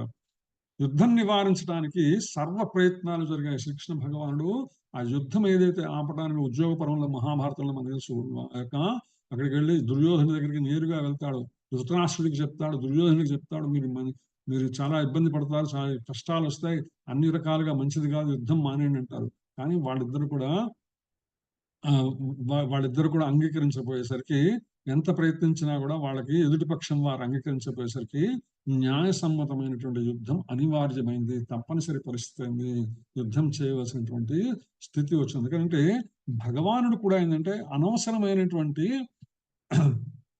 మానవ సంహారాన్ని ఆయన ఇప్పుడు కూడా ప్రాముఖ్యత ఇవ్వడం అన్నమాట. కానీ అవసరమైతే తప్పకుండా మనుషుల్ని సంహరించడానికి ఎటువంటి ప్రయత్నమైనా చేస్తూ ఉంటాయి. ధర్మరక్షణ కోసం అనవసరమైనటువంటి హింసని ఎప్పుడు కూడా ప్రోత్సహించరు, దానిని ఆచరించరు. కానీ అవసరం అనుకుంటే హింస తప్పనిసరి పరిస్థితి చేసి తీరవలసిందే అనేటువంటి విషయాన్ని ఇక్కడ భగవానుడు మనకి చాలా స్పష్టంగా చెప్పారని శిలాప్రభుపాద తమ భాషలో చెప్తున్నమాట. అందుకని ఏంటంటే ఇక్కడ జనక మహారాజు కానీ, ఇటు పక్క అర్జునుడు శ్రీకృష్ణ భగవానుడు కానీ విద్యుక్త ధర్మాలను ఆచరించవలసినటువంటి అవసరం లేదు. అంటే యుద్ధం చేయకుండానే ఆయన ఈ యొక్క మొత్తం ఈ యొక్క విషయాలన్నిటినీ సెటిల్ చేయవచ్చు. కానీ ప్రమాణం చేయించడం కోసం, ప్రమాణాన్ని చూపించడం కోసం, ప్రామాణికంగా వ్యవహరించడం కోసము ఆయన తన యొక్క ప్రొసీజర్ ఏదైతే ఉందో ఆ ప్రొసీజర్ అంతా ఫాలో అయ్యాడు అనమాట. మొదట యుద్ధాన్ని నివారించడానికి ప్రయత్నం చేశాడు, యుద్ధం నివారించడానికి తర్వాత యుద్ధం చేయవలసి వస్తే యుద్ధాన్ని చేశాడు. అంటే భగవానుడు కూడా ప్రమాణాలు పాటించాడు. జనకుడే కాదు, భగవానుడు కూడా తాను ప్రమాణాలను పాటించాడు శ్రీకృష్ణ భగవానుడు అనేటువంటి విషయాన్ని శిలాప్రభుపాద వారు మనకి భాష్యంలో తెలియజేస్తారు అనమాట. చూసినప్పుడు ఎప్పుడైతే ఈ ఉద్యోగ పర్వం గురించి చెప్పారో, అందుకని ఈ పద్యాలు మీకు ఒకసారి వినిపిస్తే బాగుంటుంది. ఇందులో ప్రత్యేకంగా ఏంటంటే మహాభారతంలో తెలుగు వాళ్ళందరికీ కూడా ఎంతో ఇష్టమైనటువంటి మహాభారతం ఉద్యోగ పద్యాలు అనమాట. ఇవన్నీ కూడా మీకు అందరికీ తెలిసే ఉంటుంది. ఏంటంటే తిరుపతి మహాభారతాన్ని కవిత్రయం అంటారు. నన్నయ్య, తిక్కన, ఎర్ర ప్రగడ వాళ్ళ ముగ్గురు కూడా మహాభారతాన్ని తెలుగులోకి అనువాదం చేశారు. సంస్కృతంలో ఉన్నటువంటి మహాభారతాన్ని తెలుగులోకి అనువాదం చేశారు అన్నమాట. అనువాదం చేస్తే తిరుపతి వెంకట కవులు అనేటువంటి కవులు, ఇద్దరు తెలుగు కవులు ఉండేటువంటి వాళ్ళు, చెల్లాపిళ్ళ వెంకట శాస్త్రి అనే తిరుపతి శాస్త్రి అనేటువంటి ఇద్దరు కవులు అనమాట. వారిద్దరిని తిరుపతి వెంకట కవులు అని చెప్తారు. సో తిరుపతి వెంకట కవుల్ని వాళ్ళిద్దరు మేము చాలా గొప్ప కవులము అని చెప్పి ప్రచారం చేసుకుంటుండేవాళ్ళు. అందుకని వాళ్ళిద్దరి దగ్గరికి వెళ్ళి కొంతమంది పండితులు అడుగుతారు అనమాట, మీరేమన్నా చాలా గొప్ప కవులను ప్రచారం చేసుకుంటున్నారు, కానీ వాస్తవానికి మహాభారతము ఏదైతే ఉన్నదో దాన్ని కవిత్రయం తెలుగులోకి అనువదించారు, దాన్ని మీరు చేయలేకపోయినారు కదా అంటే, అప్పుడు వాళ్ళిద్దరు శపథం చేస్తారు ఏమంటే, మేము మహాభారతాన్ని మేము కూడా తెలుగులో రాస్తాము, తెలుగులో రాసి రాయటమే కాదు జనాలందరికీ అర్థమయ్యే భాషలో రాస్తాము అనేటువంటి ఛాలెంజ్ చేసి వాళ్ళిద్దరు కూడా ప్రతిజ్ఞ చేసి, ఆ ప్రతిజ్ఞ కోసం వాళ్ళు మహాభారతాన్ని తెలుగులో పద్య రూపంలో అందించారన్నమాట. ఆ పద్యములలో ఈ రోజు మహాభారతంలో పద్యాలు మనకు ఎవరికన్నా తెలుగు వాళ్ళని అనుకుంటే అవి కేవలము తిరుపతి వెంకట కవులు రాసినటువంటి పద్యాలు అనమాట. చెల్లియో చెల్లకో తమకు చేసిన ఎగ్గులు సైచిరందరం తొల్లి గతించే, నేడు నన్ను దూతగ పంపిడి సంధిసే, నీ పిల్లలు పాపలను ప్రజలు పెంపు వహింపక పొందు చేసేదో, ఎల్లి రణంబు గూర్చెదవో ఏర్పడ చెప్పుము కౌరవేశ్వర అంటాడు. అంటే శ్రీకృష్ణ భగవానుడు ఉద్యోగపరంలో ఆ సభకు వెళ్ళి చెప్తాడనమాట, ఏదో జరిగింది, మీరు చేసిన తప్పులు కానీ మీరు చేసిన తప్పులన్నీ అయిపోయినాయి, అవన్నీ జరిగిపోయింది అనుకుందాం, ఇప్పుడు దాన్ని సంధి చేయమని నన్ను మీ దగ్గరికి పంపించారు, పిల్లలు పాపలు అందరూ కూడా ప్రజలు అందరూ కూడా సుఖంగా ఉండేట్టు మనం ఏదైనా ఒక ఒప్పందం చేసుకుందామా, లేకపోతే తప్పదు రణంబు గూర్చదవో, నువ్వు రద్ధమే చేయాలనుకుంటున్నావా అనే విషయాన్ని శ్రీకృష్ణ భగవానుడు ఆ యొక్క పద్యం ద్వారా అడుగుతారనమాట. ఎవరిని? కౌరవేశ్వర. అటుపక్క దుర్యోధనుని, ఇటుపక్క ధృతరాష్ట్రుని ఇద్దరిని అడుగుతాడు.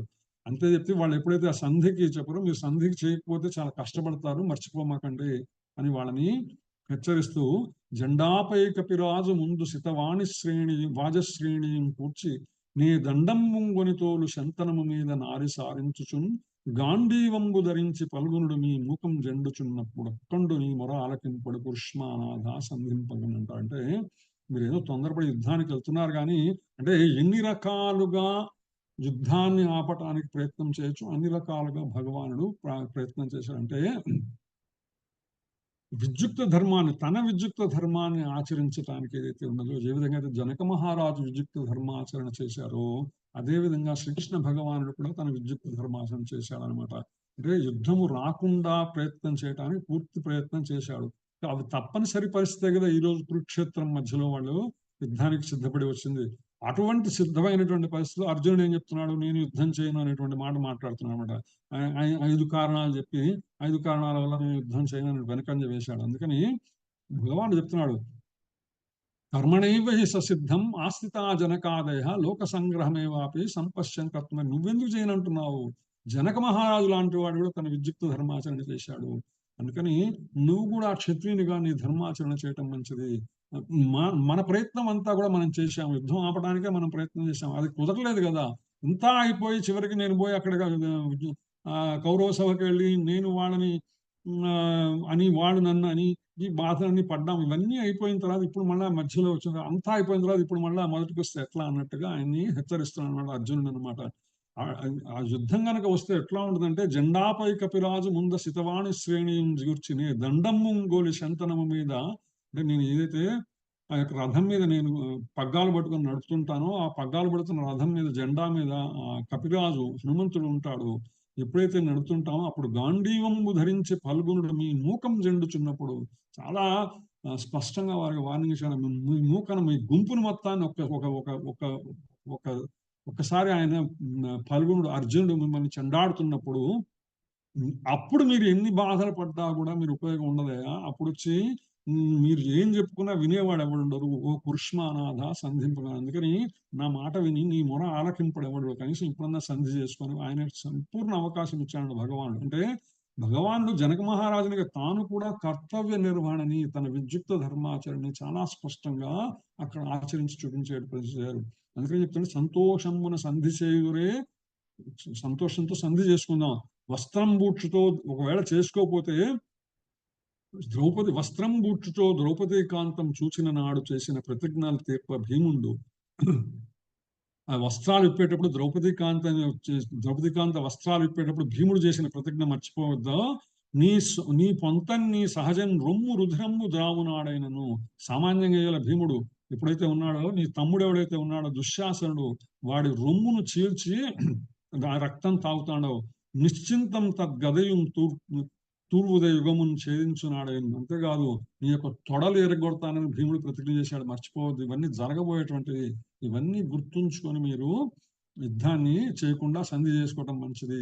ఇవన్నీ అయిపోయినాయి అర్జున. ఇంత తతంగం జరిగింది కదా, ఇంత తతంగం జరిగి మళ్ళా ఇప్పుడు అదంతా అయిపోయి మళ్ళా యుద్ధ మధ్యంలోకి వచ్చిన తర్వాత ఇప్పుడు మళ్ళా నేను యుద్ధం చేయటం అంటే అంటే విద్యుక్త ధర్మాచరణ చేయవలసిందే అని చెప్పడానికి ఒక చక్కగా ఈ యొక్క విషయాన్ని శిలా ప్రభుపాద అంటే శ్రీకృష్ణ జనకుడే కాదు, శ్రీకృష్ణ భగవానుడు కూడా తన యొక్క విద్యుక్త ధర్మాచరణ చేసి మనకి ప్రమాణంగా చూపించారు అనేటువంటి విషయాన్ని శిలా ప్రభుపాద 20వ శ్లోకం భాష్యంలో మనకు వివరిస్తారనమాట. అందుకని ఇటువంటి కర్మాచరణ ప్రమాణంగా చేయడానికి ఎలా చేయొచ్చు అన్నమాచార్యులు ఒక చక్కటి కీర్తనలో మనకి అందిస్తారనమాట. ఏడ ధర్మం ఏడ కర్మ మిన్నియు నీ సేవేగాక ఏడనే ఇందుకు సాక్షి ఇట్టే నిలిపితు అంటారు అన్నమాచార్యులు. అంటే ఏ ధర్మము ఏది కర్మము ఇన్ని కూడా ఏ ధర్మం చేసినా ఏ కర్మ ఏదైతే ఇంతకుముందు మనం ఉన్నటువంటి శ్లోకములు అందులో ఉన్నటువంటి భాష్యముల ద్వారా శిలా ప్రభుపాద మనకి ఇచ్చినటువంటి సందేశం ఏదైతే ఉన్నదో అది ఏడ ధర్మం ఏడ కర్మం ఇన్ని నీ సేవే కాక ఇవన్నీ కూడా నీ సేవనయ్యా, వేరే మార్గం లేదు. ఇవన్నీ కూడా నీ సేవ చేయడమే మాకు ఉత్తమమైనటువంటి మార్గము. వీడనే ఇందుకు సాక్షి ఇట్టే నిలిపితే అది కూడా ఏం చేసావు తెలుసా, నువ్వే చూపించి వెళ్ళావు మాకు మార్గాన్ని. నీ సేవ ఎలా చేయొచ్చో చూపించి వెళ్ళావు. అంటే వేదములలో చెప్పని సేవ కూడా ఎలా నీ సేవ అయితే అది వేద రహితమైనా కూడా ఎంత ప్రామాణికమన్నది నువ్వే మాకు చూపించి వెళ్ళావు. ఇందాక ఏదైతే మనం చెప్పుకున్నాం కదా, శిలా ప్రభుపాద చెప్పుకున్నాడు, శిలా ప్రభు కృష్ణ చైతన్యం ఉన్నటువంటి వ్యక్తి చేసేటువంటి కర్మ అది వేదములలో చెప్పబడినదైనప్పటికీ కూడా ఆచరణీయమైనటువంటి మనము ఆ మార్గంలో భగవాను లక్ష్యంగా భగవాను మార్గంగా ప్రయాణం చేయొచ్చని, అందుకు ఆయన భగవానుడే మనకు ప్రమాణం చూపించాడు తన లీలల ద్వారా అని హనుమాచార్యుల వారు మనకు చెప్తున్నారు. ఏ విధంగా అయితే శిలా ప్రభుపాద భాష్యంలో 20వ శ్లోకం భాష్యంలో అర్జునుడు కృష్ణుడు యుద్ధం ఆపడానికి ప్రయత్నం చేసి విద్యుక్త ధర్మాచరణ చేశాడు. మరికొన్ని ఉదాహరణలని హనుమాచార్యుల వారు ఈ యొక్క కీర్తనలో చేస్తున్నారు. తెగువ చేసి నీకు తెచ్చిరి బోనములు మగండ్ల మాట దోసి మౌనసుతులు. శ్రీమద్ భాగవతంలో వస్తుంది కదా, అంటే తెగువ చేసి నీకు తెచ్చిరి బోనములు. వాళ్ళు బ్రాహ్మణ మునిసతులు, ముని యొక్క పత్నులు ఎవరైతే ఉన్నారో, బ్రాహ్మణ పత్నులు ఎవరైతే ఉన్నారో వాళ్ళు నీకు భోజనాలు చేశారు కదా, వాళ్ళ మొగుళ్ళ మాట కూడా పక్కకు పడేసి, అంటే వాళ్ళు మొగుడి మాట వినాలి అనేటువంటి విషయాన్ని కూడా మర్చిపోయి కేవలం నీ సేవ తప్ప వేరే ఇంకేదైనా సరే అన్యములేవి కూడా ఆచరణీయము కాదంటే ఉన్నతమైనటువంటి విషయాన్ని అది కూడా నువ్వే కదా మాకు చేసి చూపించావు. తగనిన్ను చేపట్టుటే ధర్మముగా నిలికి జగమెరగగా వేద సమ్మతి చేస్తుంది. అంటే నిన్ను పట్టుకోవటమే, నిన్ను చేపట్టుటే ధర్మం, నిన్ను పట్టుకోవటం మించిన ధర్మం ఇంకొకటి లేదు, నీ సేవ చేయటానికి మించిన ధర్మం ఇంకొకటి లేదు అనే విషయాన్ని నీవే కదా మాకు చూపించావు. ఆ లీల ద్వారా బ్రాహ్మణ పత్నులు వచ్చి నీకు ఆహారం అందించాలనేటువంటి లీలని ఆ విధంగా నువ్వు చూపించావు కదా. బల్లిదాన నిన్ను బొందే బలు సాహసము చేసి, అంటే నిన్ను ఎలాగైనా సరే నిన్ను పొందాలనేటువంటి బలు సాహసం చేసి చాలా విశేషమైనటువంటి సాహసం చేసింది ఎవరు?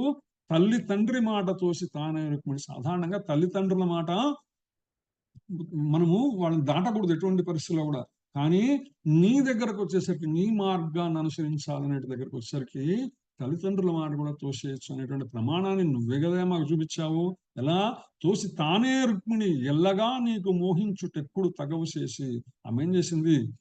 తల్లిదండ్రుల మాటను వద్దని, వాళ్ళు వేరే వాళ్ళకి పెళ్లి చేస్తామంటే అది వద్దని చెప్పగా నిన్ను మోహించి ఎక్కుడు తగవు చేసి, టెక్కుడు తగవు చేసి, చాలా సమానంగా యుద్ధం కూడా జరిగిందన్నమాట, పెద్ద యుద్ధం. ఎక్కువ సగవు చేసి వెల్లవిరి నాపే నీవు వీధులు నెగితివి. అంతటితో ఆగావా నువ్వు? ఆమెను తీసుకుని ద్వారకలో ప్రయాణిస్తుంటే వెల్లవిరి నాపే వీధులు నెగితివి. ఎంతో బ్రహ్మాండంగా ద్వారకలో నీకు వాహనం పలికింది. సామాన్యంగా అంటే తల్లిదండ్రుల మాటని పక్కన పడేసి నిన్ను కావాలనుకుని వచ్చినటువంటి రుక్మిణిని కూడా ఎంతో అద్భుతంగా నువ్వు ఆమెను యుద్ధం చేసి మరీ గెలిచి మరీ ద్వారకలోకి ఎంతో బ్రహ్మాండంగా నువ్వు విశేషంగా వైభవంగా తీసుకెళ్ళావు అనమాట. శ్రీ వెంకటేశ నిన్ను సేవించి వచ్చితే చాలు భావించి రక్షింతువు నీ పరుషులను. స్వామి, నిన్ను సేవించాలనేటువంటి లక్ష్యము కనుక ఉంటే, భక్తియుత సేవ అనేటువంటి లక్ష్యం కనుక ఉంటే చాలు, అదొక్కటి చాలు, నువ్వు నన్ను రక్షిస్తావు.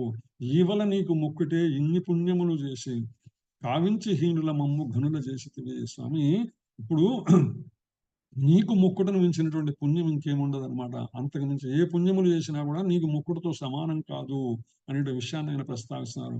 కావించి హీనుల మమ్ము ఘనులు చేసేవి, ఏమీ లేనటువంటి వాడి కేవలము నీ యొక్క భక్తియుత సేవతోనే మమ్మల్ని ఉత్తములుగా తీర్చిదిద్దుతావు నువ్వు అనేటువంటి విషయాన్ని అనమాట. అంటే ఇప్పటిదాకా ఏవైతే మనం శ్లోకములలో చెప్పుకున్నామో, భగవంతుని భక్తియుత సేవ అయినటువంటి విశేష కర్మాచరణ ఏదైతే ఉందో అది మిగిలిన వాటన్నిటికీ అతీతమైనటువంటి వేద విహిత కర్మల కన్నా అతీతమైనటువంటిది అనేటువంటి అద్భుత విషయాన్ని మనం ఇప్పుడు దాకా చెప్తున్న శ్లోకాల్లో ఉన్నటువంటి భావాన్ని ఈ చక్కని కీర్తన ద్వారా మనకి అన్నమాచార్యుల వారు అందించారు. హరే కృష్ణ. ఇప్పుడు దాకా మనం చెప్పుకున్న విషయాల్లో ఏమైనా మార్పులు చేర్పులు?